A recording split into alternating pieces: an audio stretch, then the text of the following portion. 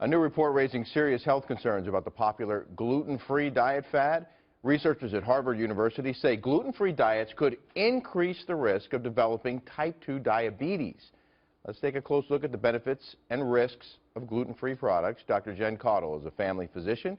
She's also an assistant professor at Rowan University School of Osteopathic Medicine, and she joins us now with this very important study. Dr. Caudle, a lot of people thought that a gluten-free diet would make them healthier.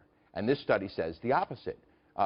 It says that the dangers could actually be severe from a gluten-free diet. Specifically, this study found that the people with the highest intake of gluten had an 80% lower chance of developing type 2 diabetes, which has no cure. So if you don't eat gluten, you're less likely to get diabetes too. If you... Right. So you're exactly right. Basically, the more gluten you eat, the better chance you have of not getting diabetes, the less chance you have of getting type 2 diabetes, which is sort of contrary to what I think a lot of people think.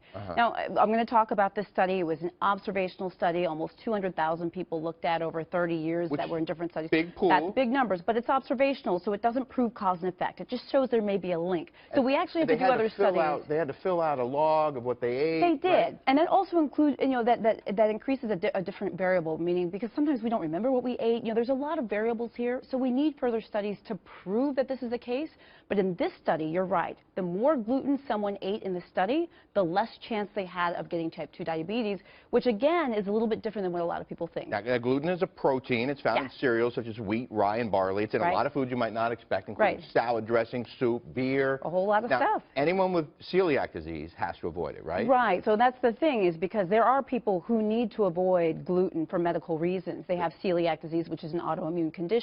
And 1 in 100 people, I read, have celiac disease. So a lot of people do need to avoid gluten. And for medical reasons. But there are many people who are avoiding it now because they think it's going to help them lose weight or it will make them healthier. But the truth of the matter is, we don't really have a lot of studies that actually prove that's the case for the person who avoids gluten for non-medical reasons. So is there a benefit to avoiding gluten? Well, these diets are popular. Yeah, they are very popular. You go to the grocery store, what do you see? Gluten-free this, gluten-free that. My patients are coming to me with gluten-free, Dr. Caudle, gluten-free, And the point being is, if you have a medical reason to avoid gluten, like celiac, I want you to avoid it. But honestly, as a family doctor, I am an advocate for a balanced diet.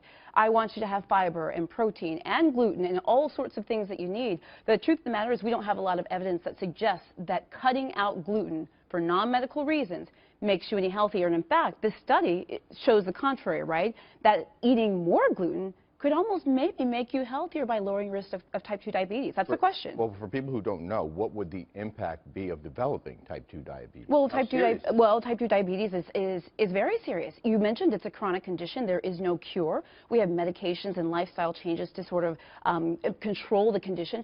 But when you have diabetes, it increases your risk for many other things, like heart problems and strokes.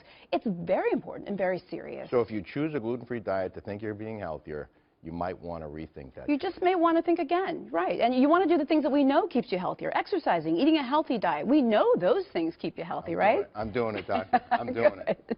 I'm glad to hear it. Thank you very much. Thank you.